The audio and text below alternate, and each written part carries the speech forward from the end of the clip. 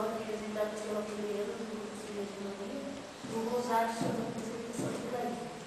Conversaremos também um pouco mais sobre o Papa, chefe supremo da Igreja de Nossa Senhora de Salvador. Vamos chamar de Guilherme.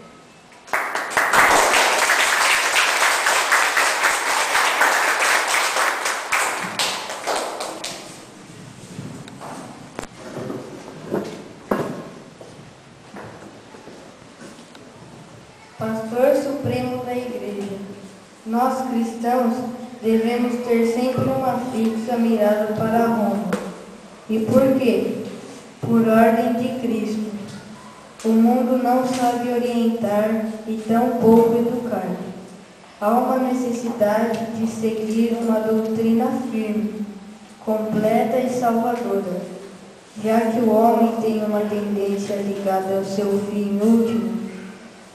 E quem pode ensinar ou educar, se não foi deixado e confiado por Cristo, seguindo e sempre fiel aos ensinamentos de nosso Senhor? Temos hoje os sucessores dos apóstolos que os seguiram, conheceram, conviveram e amaram. E houve um chefe entre eles que o próprio Cristo escolheu e fundou sua igreja. Cristo, quando formou o grupo dos 12, os fez à maneira de colégio ou grupo, estável como cabeça São Pedro, assim como por vontade do Senhor. São Pedro e os outros apóstolos constituem um único colégio apostólico, de modo semelhante o romano pontifício, sucessor de Pedro. Os bispos, sucessores dos apóstolos, estão unidos entre si e para quê? Para seguir e ensinar a doutrina que Cristo deixou, fazendo assim que todos sejam um só rebanho e que tenham um só pastor. O chefe da Igreja Católica é definido pela fé como vigário de Jesus Cristo, ou seja, é considerado o homem que na terra representa o Filho de Deus, que faz as vezes da segunda pessoa da Santíssima Trindade. Isto é o que afirma cada Papa de si mesmo, e os católicos acreditam nisto, e por isto o chamam de santidade. O Papa é o bispo de Roma e sucessor de São Pedro. Por que se diz que o Papa é o bispo de Roma? Por que de Roma? Roma é o centro da organização mundial da Igreja Católica e sede do Papado. O Vaticano tornou-se residência dos papas que já sucederam a São Pedro, e Bento XVI forma o número de 265 papas. E o fato de ser residência dos papas, por ter sido o local onde São Pedro, que no ano 64 foi torturado, morreu numa cruz e enterrado, o Papa que nos deixa notar sua presença de Cristo por uma transfiguração de sua perfeita obediência a Cristo Jesus nosso Senhor. Nos ensina que a nossa caminhada rumo à terra prometida deve ser com muita oração e perseverança. O Papa é uma hóstia branca e devemos amá-lo, seguir o que o Papa nos ensina e também seguir a Cristo. A quem iremos nós? Só tu tem palavras de vida eterna. São com estas palavras que Pedro atrai para si uma forma de pôr em Cristo toda a sua confiança. Hoje fazemos essa mesma pergunta: a quem iremos nós? Cristo deixa uma segurança de vida quando responde nossa pergunta: eu sou o caminho, e confirma sua presença quando diz: estarei convosco até o fim dos tempos. Com isso, deixou alguém que possa encaminhar e educar numa vida sã. E se voltarmos a perguntar, a quem iremos nós? É só olharmos para Roma, que lá está quem poderá nos indicar. O Papa é o representante de Cristo aqui na Terra. Por isso, devemos segui-lo com confiança, amor e fé. Iluminado pelo Espírito Santo, o Papa está sempre a nos ensinar a doutrina que Cristo deixou para o seu rebanho. Por isso, devemos ser sempre fiéis à Igreja, que é o corpo místico de Cristo, e tendo nós como sendo os seus membros ativos. Não podemos perder o sentido de nossa vida, que é e sempre será Jesus Cristo, nosso Senhor. Finalizando este tema, podemos ver que Cristo deixou um representante na terra até a sua volta, para que não seja perdido nenhum daqueles que foi confiado a Ele pelo Pai. Por instituição divina, há entre os fiéis na Igreja ministros sagrados, para anunciar a fé e para implantar seu reino. Cristo envia seus apóstolos e seus sucessores, que recebem o poder de agir em seu nome. O Papa tem por instituição divina poder supremo na cura das almas. Desde São Pedro, primeiro Papa, até Bento XVI.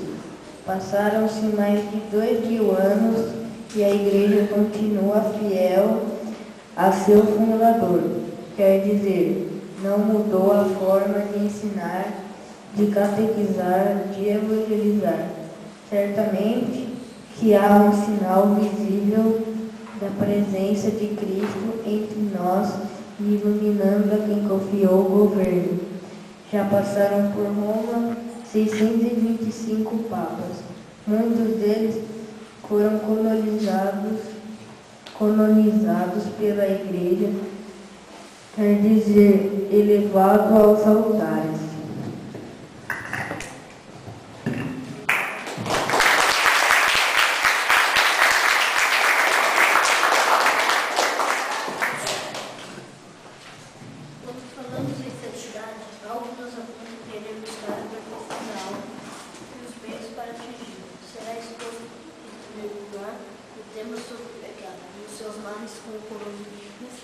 Léo e Daniel, e em seguida nos livros o caminho à santidade.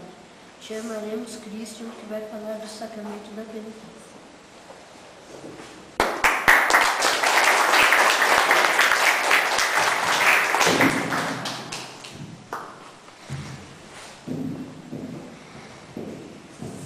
Sacramento da penitência.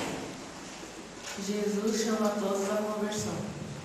É preciso tomar consciência da grandeza do dom de Deus, que nos é oferecido nos sacramentos de iniciação cristã, para compreender até que ponto o pecado é algo que deve ser excluído daquele que se vestiu de Cristo. Por isso, aqueles que se aproximam do sacramento da penitência obtêm da misericórdia divina o perdão da ofensa feita a Deus e ao mesmo tempo são reconciliados com a Igreja. Os diversos nomes que possamos chamar desse sacramento nos dão uma melhor explicação. Sacramento da conversão, pois realiza sacramentalmente o convite de Jesus à conversão.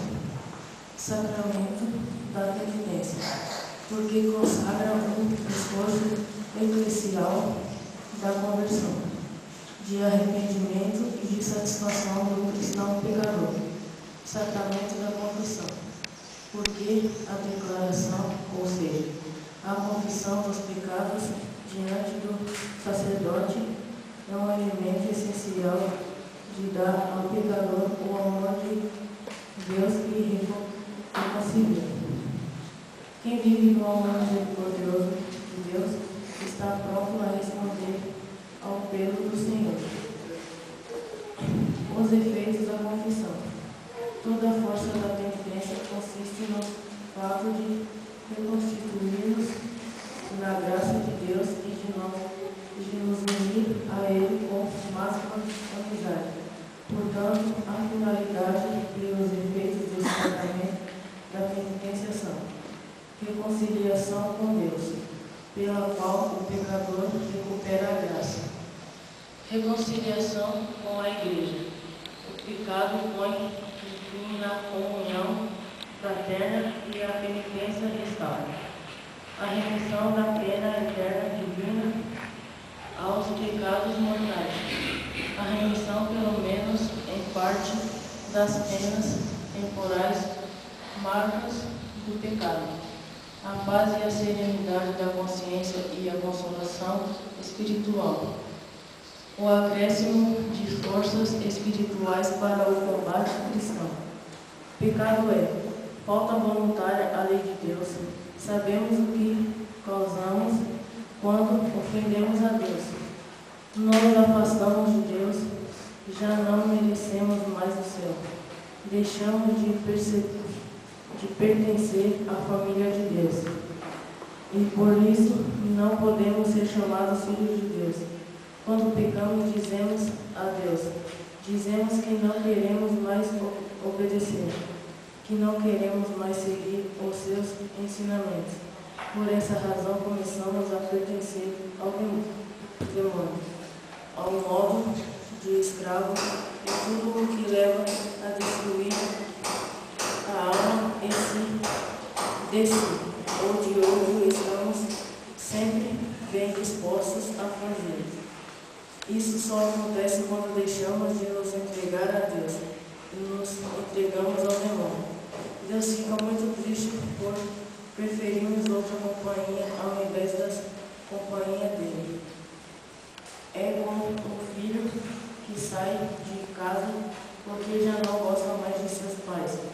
Então, como se preocupa se os pais ficam tristes, embora estes ficam sempre esperando uma volta do filho, porque não. Assim somos nós para com Deus quando pecamos, nos afastamos dele. Mas quanto à misericórdia, quanto à bondade, quanto ao amor, ele por nós. Por isso fiquei esperando que um dia retornamos a ele quanto à penitência. Até o último instante de nossa vida, Deus espera de braços abertos a cada um de nós, mas espera que busquemos. Deus nos deixou o meio, o caminho para que possamos retornar a Ele. Deus quer que nós reconciliemos com Ele, por isso nos concede o perdão de todas as ofensas feitas a Ele por meio da confissão. Aquele que não confessa não quer o perdão de Deus, e se não quer o perdão, é sinal que não deseja ir ao céu. O pecado, assim como nos afasta de Deus, nos deixa privados da graça que recebemos no batismo, e para termos de volta a graça perdida, sendo pecado grave, só com a confissão. Sendo pecado leve, estes se apagarão com a nossa participação na Santa Missa, rezando a Nossa Senhora, fazendo uma oração muito fácil de ter o perdão de fé. Busquemos então na confissão. Agora veremos. Obrigada.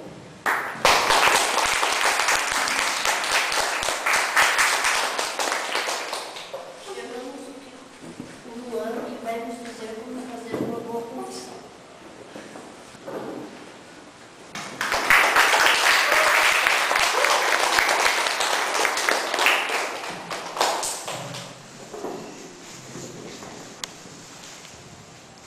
Como fazer uma boa confissão? Primeiro, exame de consciência. fazer uma busca de tudo que fizermos, na presença de Deus e procurar lembrar com muito cuidado os pecados cometidos, sobretudo os pecados mortais, e se aproveitar para amar as reuniões. Ou seja, fazer uma busca de tudo o que foi feito desde a última confissão. Esse exame de consciência é feito na presença de Deus, lembrando de todos os pecados que ainda não foram confessados e que foi cometido por pensamentos, palavras, atos e omissões. Segundo, arrependimento, ou seja, a dor de ter ofendido a Deus, um Deus que só nos quer o bem, que nos ama com amor de Pai verdadeiro. Não se vai até o Pai para contar histórias. Por isso, há que pedir a Deus que nos faça ter nojo pelos pecados cometidos. Temos que ter nojo, detestação da ofensa causada a Deus. Terceiro, propósito de nunca mais ofender a Deus. Consiste na vontade firme de não mais pecar, empregando todos os meios necessários para evitar o pecado. Para isso, devemos ser perseverantes na oração. Quarto, confissão, que é a acusação dos próprios pecados, dizer o que foi feito. Importante falar quantas vezes foi cometido tal pecado mortal. Falar todos os pecados cometidos em matéria grave pode ser também falar dos limiares. Confessar ao sacerdote que age na pessoa de Cristo tudo que fez em matéria grave, sem mentir ou omitir algum pecado. Porque se o fizer, não serão perdoados os outros que forem confessados nesse momento. Quinto, satisfação. Essa satisfação é cumprir com a penitência imposta pelo confessor. Lembrar que quando confessamos, não devemos esconder, ocultar nenhum pecado, pois, se por vergonha o fizermos, estaremos cometendo outro pecado, além de não ter perdoado os outros.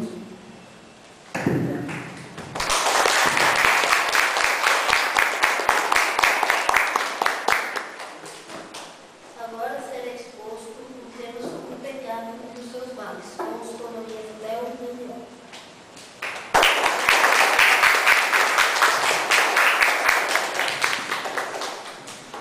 Para tentarmos compreender o que é pecado, é preciso, antes de tudo, reconhecer a ligação profunda do homem com Deus. Somente a luz divina para que o homem possa compreender que o pecado é um abuso da liberdade que Deus dá às pessoas, criada para que possam amá-lo e amar-se mutuamente. Toda a história humana está marcada pelo pecado original, cometido livremente por nossos primeiros pais. Daí que, em seus efeitos, há uma tendência a contribuir para a debilidade da carne. O homem tenta reagir perante o mundo que mostra tudo o contrário daquilo que deve buscar ou seguir. O que vemos hoje não são reflexos, é sim efeitos causados por esse pecado. E é pela sedução do diabo que hoje o pecador prefere a si mesmo que a Deus. Ainda que o pecado original é denominado pecado de maneira analógica, é um pecado contraído e não cometido. Quer dizer, é um estado e não um ato. E é o batismo, sacramento instituído por Cristo, que ao conferir a vida da graça de Cristo, apaga o pecado original e faz o homem voltar para Deus. Uma vez o homem livre da escravidão do pecado original, não está de todo livre das tentações ou ciladas proporcionadas. Nada mais do que um efeito claro que ficou. Digamos, para uma constante luta de purificação cada vez que há uma queda. É preciso lembrar que para o pecado original, nosso Senhor instituiu o sacramento do batismo. Depois, como já referimos sobre os efeitos ou os danos causados por esse pecado, que é o pecado original, o homem deixa Deus e busca sua felicidade naquilo que passa. E deixar a Deus implica perder o sentido da vida, quer dizer, o homem fica sem direção. E aí o mundo abraça e conquista toda a sua atenção. E é essa falta de atenção para com o Criador que Cristo reclama e isso o ofende. Daí temos que toda a ação sua reta intenção não tem outro fim, senão se afastar da piedade de Deus. É querer conciliar e arrepender-se e com o propósito de não mais querer se ofender a Deus. Falando mais claro sobre o pecado, devemos ter em conta que é uma falta voluntária à lei de Deus. E o que é falta? Uma desobediência. E o que quer dizer voluntária? Pecar com consciência. E o que devemos entender por de Deus? Os mandamentos, os preceitos da igreja, a variedade dos pecados da igreja. As escrituras nos fornecem cada dia. São Paulo, em sua carta aos Gálatas, apresenta como obra contrária da carne ao fruto do Espírito. As obras da carne são claras: fornicação, impureza, idolatria, feitiçaria, ódio, ciúmes, invejas, bebedeiras e coisas semelhantes, a respeito das quais eu vos previno, os que praticam não herdarão o reino de Deus. As formas do pecado podem ser classificadas conforme respeito a Deus, ao próximo ou a si mesmo. Podem ser divididos em pecados por pensamento, palavra, ação ou omissão. A raiz do pecado está no coração do homem, em sua livre vontade, segundo o ensinamento do Senhor. Com efeito, é do coração que procedem más inclinações, assassinos, adultérios, prostituições, roubos, falsos testemunhos e difamações. São essas coisas que tornam o homem puro. A gravidade do pecado. Convém avaliar o pecado segundo a sua gravidade. Analisaremos entre os tipos do pecado, sejam eles mortal e venial. O pecado mortal destrói a caridade e a graça do coração do homem, por uma infração grave da lei de Deus. Desvia o homem de Deus, que é seu fim útil, e a sua bem-aventurança preferindo bom inferior.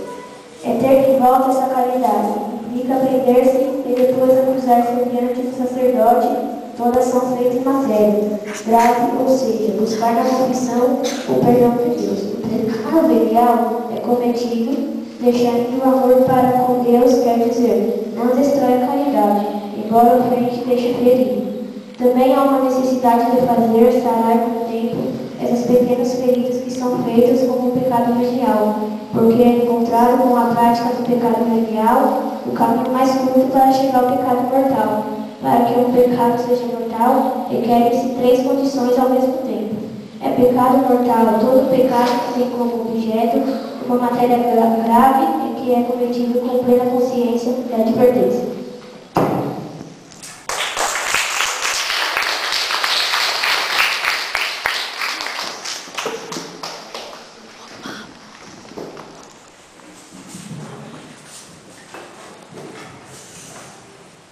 Para finalizar esse tema, faço recordar que o pecado original é aquele com o qual todos nascemos, exceto da Santíssima Virgem Maria, que contraímos pela desobediência do nosso primeiro pai, Adão. Os mais causados pelo pecado de Adão são a privação da graça, a perda do paraíso e a ignorância, a inclinação para o mal, a morte e todas as demais misérias. O pecado original se apaga com o batismo. Pecado atual que aquele que o homem chegado ao uso da razão comete por sua livre vontade. São suas espécies mortal e venial. Pecado mortal é uma transgressão da lei divina, ou seja, uma desobediência grave.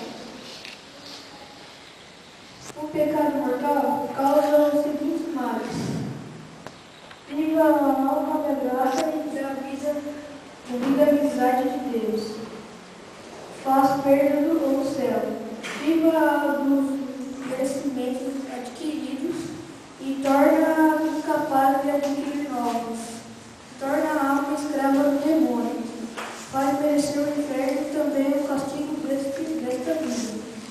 Pecado venial é uma leve transgressão da lei divina, que nos faz perder a graça, mas não por isso deixamos de nos preocupar, porque tanto o pecado mortal como o pecado venial é uma ofensa feita a Deus. Há que evitar, porque o pecado venial enfraquece e esfria a caridade, dispõe-nos para o pecado mortal, faz-nos merecedores de grandes penas temporárias neste mundo e nos outros. Como também já falamos, o pecado venial é o caminho mais curto para chegar até o pecado mortal. O pecado venial é o que podemos limpar até mesmo com o sinal da cruz. Entre outras boas ações, podemos fazer com reta intenção. Peço que tenha melhor compreensão sobre o pecado, primeiro há de fazer um propósito, não mais receber a Deus. Esse propósito temos que manter-nos sempre no dia a dia, porque quando pecamos gravemente contra Deus, merecemos o inferno. Esse propósito podemos sustentar com nossa vigilância. Nosso Senhor Jesus Cristo pede: vigiai e orai para não cair em tentação. Se não escutar, viver na oração e praticar a bom, pedimos a força de Cristo, como ele mesmo fala. Tudo que pediste ao rezar, creio que recebereis a vós, será dado. Fazemos o que pede Jesus Cristo, estamos livres de cometer pecado. Também evitamos ocasiões próximas ao pecado e não consistindo remosas, estamos livres da condenação interna. Se nós entregarmos o horror e cairmos em pecado grave, procuramos completar para termos a volta da comunhão com Deus.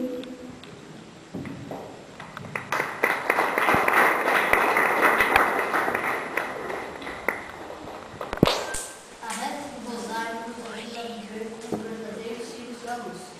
Como que o povo de Deus se pretende ter experiência de vida?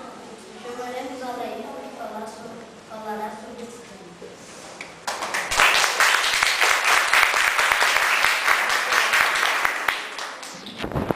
Se desejamos ter sempre a vista de Nossa Senhora em casa, busquemos a prática da reza do Rosário em família. Entre as práticas de devoção mariana, o Rosário é certamente uma das mais antigas e recomendadas pela Igreja. Conhecida em todo o mundo, esta oração dos fiéis, por excelência, ricos ou pobres, pessoas cultas ou ignorantes, sempre tiveram em suas mãos o terço de Nossa Senhora. Foi por isso, com muita insistência e carinho, que a Igreja a recomendou ao povo cristão, dedicando-lhe um mundo especial o mês de outubro. E como explicar que essa oração tão simples, aparentemente cansativa, tem agradado tanto à piedade popular? Simplesmente porque o rosário é uma prática de devoção que leva a mais saber o Evangelho. Essa linda coroa o Pai Nosso nos tem ensinado pelo próprio Cristo, como caminho de oração. Ave Maria, na sua primeira parte, lembra a salvação do homem de Deus a Nossa Senhora, no momento da respiração, assim como as palavras com que Santa Isabel saudou a mãe de Salvador, quando esta pediu: o Pai Nosso nos põe em lugar com Deus, e Ave Maria nos põe em lugar com Nossa Senhora. Nossa Senhora, em memória dessa oração, tem por autor e Hermano Contrário 1054 monges de Agostinho do convento de Reixuanal, em Constança. Quando os mistérios que meditamos Eles nos levam às passagens, principalmente da vida do Redentor ou de Nossa Senhora, a fim de que essa meditação venha a ser um contínuo alimento da nossa vida de piedade. Daí que eu da anunciação, nascimento, apresentação e encontro do menino Jesus no templo. Luminosos, que vai do batismo, o milagre nas bodas de Caná, a anunciação do reino, a transfiguração e a instituição da Eucaristia. Última ceia. Dolorosos, que vai da agonia do morto, a marginação, coroação de espinhos, salvação ao Calvário e crucificação e morte de Jesus. Gloriosos, que vai da ressurreição, ascensão, vida do Senhor e ascensão, assunção de Nossa Senhora e coroação de Nossa Senhora como rainha dos céus.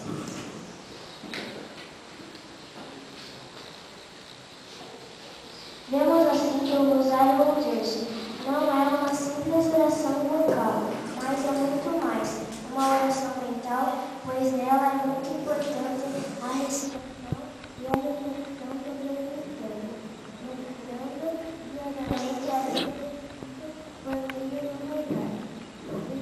Estaremos aprendendo a viver muito mais de Deus, a nossa vida cristã. Na carta apostólica, o Padre apresenta o rosário como um meio de oração cristã.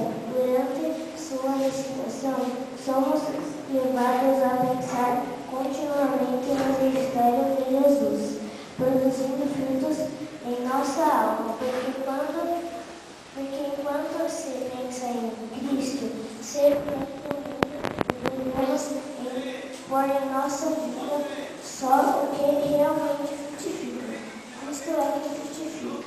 Todo cristão que rezar o rosário, o terço, com um coração contemplativo, alcançará pela luz do Espírito Santo um conhecimento dos mistérios da redenção e sua alma se encherá cada vez mais com a memória da vida, a paixão e a glorificação de Jesus. A religiosidade nos ajuda a viver como verdadeiros os ensinamentos de Jesus. Rezar e rezar. Nunca significa rezar e ser perseverantes. E o apóstolo São Paulo propõe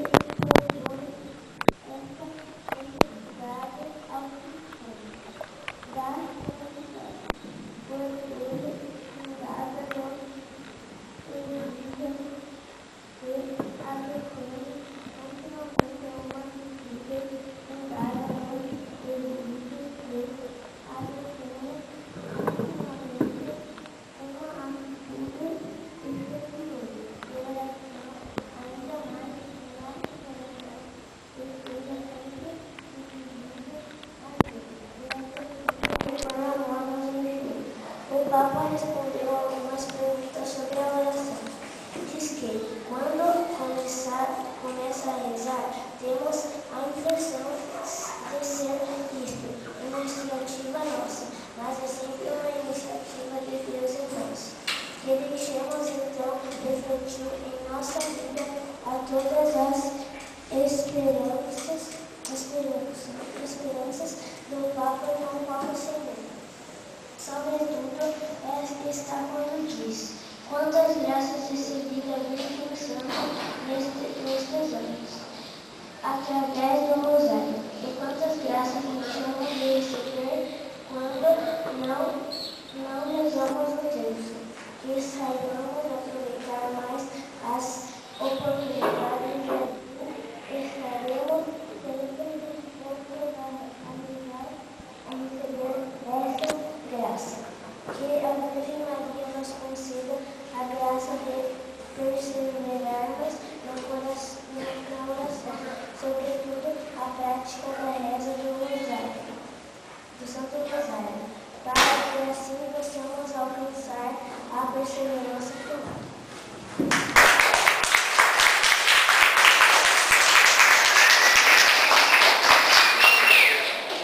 Quem deseja entregar-se à devoção à amada Mãe de Cristo tem por iniciativa purificar-se e humilhar-se e se afastar de toda maldade, de toda malícia do pecado, porque Maria é humilde e pura. Diz um devoto: os filhos de Maria, ou melhor, aqueles que se entregam à Virgem Maria, procuram imitá-la na sua pureza, humildade e mansidão. Saberemos um pouco mais da exposição feita por Poliana.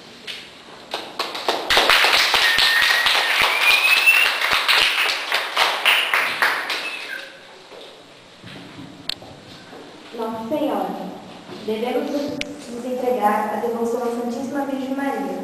Por quê? Jesus nos dá a resposta: eis aí a tua mãe. Aqueles que amam Maria têm em seu coração o imenso desejo de vê-la sendo amada por outros. Aqueles que amam Maria procedem de modo que todos possam notar justamente pelo testemunho de vida e devoção. A propagação da devoção a Maria Santíssima é de muita importância para cada um de nós e para o povo. Um grande devoto nos diz que venerar a Rainha dos Anjos é adquirir a vida eterna. Tendo sido a Santíssima Virgem levada a dignidade de Mãe de Deus, com justa razão, a Santa Igreja a honra e quer que por todos seja honrada com o título glorioso de Rainha. Se o filho é rei, justamente, Maria deve considerar-se e chamar-se uma rainha. Desde o momento que Maria aceitou ser mãe do Verbo Eterno, mereceu tornar-se rainha do mundo e de todas as criaturas. Maria, pois, rainha, uma rainha cheia de doçura e de promessa, sempre destinada a favorecer e fazer bem a nós, que somos pobres pecadores. Devemos, pois, alegrar-nos e amá-la como mãe e rainha. No Tratado da Verdadeira Devoção de São Luís, diz que foi por intermédio da Santíssima Virgem Maria que Jesus veio ao mundo e é por meio dela que ele vai reinar no mundo. Deus tem um grande tesouro, um depósito riquíssimo, onde encerrou tudo o que é de belo, brilhante, raro e precioso, até seu filho. E este tesouro imenso é Maria, que os anjos chamam o tesouro do Senhor, e de cuja plenitude os homens enriquecem.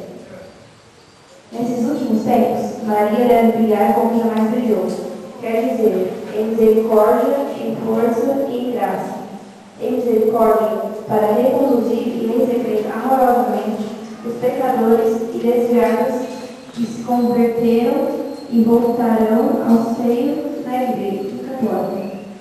Em força, para contatar os inimigos de Deus, os idólatras, os cismáticos, maometanos e judeus e ímpios, que se revoltaram terrivelmente para seduzir e fazer cair com promessas e ameaças. Em graça, para mais suscitar os valentes soldados e fiéis de Jesus Cristo, que lutarão por seu interesse. O que Lúcifer perdeu por orgulho, Maria ganhou por humildade. O que ela perdeu por desobediência, Maria salvou por obediência. Deus quer que sua Mãe Santíssima seja mais amada e honrada, e o Papa pede que o façamos por meio das orações. Insiste o Papa, convidando todos a voltarem para Maria com a prática da oração, principalmente na reza do Santo Rosário, que o alto sopro do Espírito de Deus foi formando gradualmente no segundo milênio. É a oração amada por numerosos santos e magistérios antigos. Dizia um santo que quem não reza não se salva.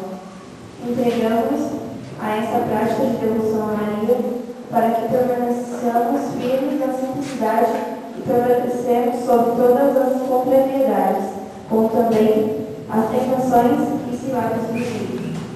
Aprendamos a ter devoção a Maria Santíssima, implica dar testemunho de vida, quer dizer, fazer-se notar o que produz a que são os frutos de santidade. A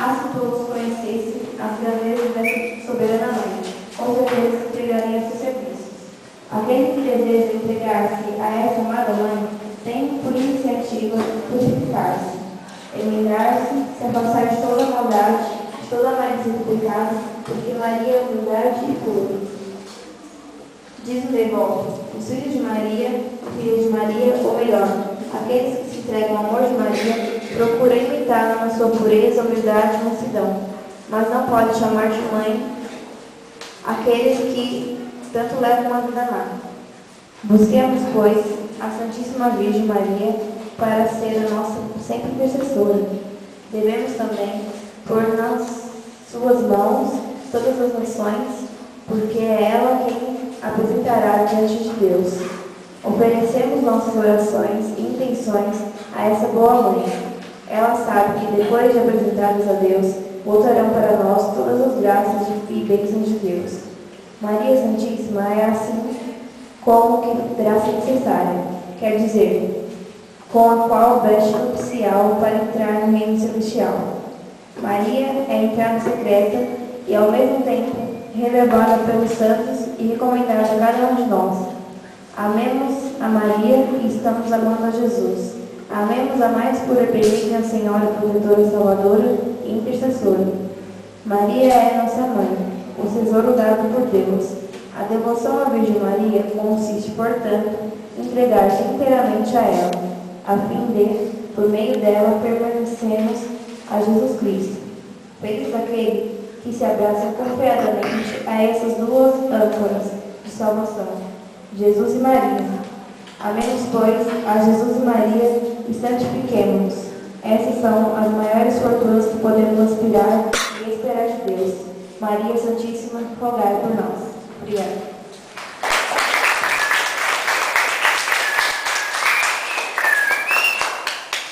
Faremos agora rápido torneio. Assim termina o Jornal Nacional.